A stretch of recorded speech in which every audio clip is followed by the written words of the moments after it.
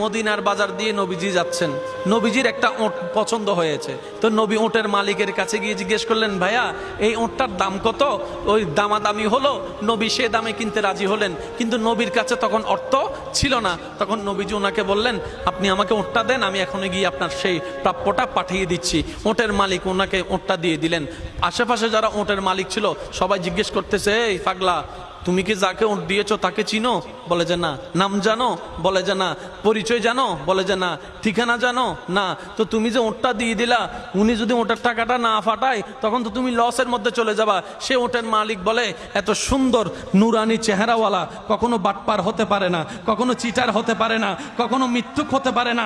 ওনার চেহারা দেখেই তো আমি ওঁট বিক্রি করার আগে মনটাই বিক্রি করে দিয়েছি, মনটাই বিক্রি করে দিয়েছি, মনটাই বিক্রি করে দিয়েছি।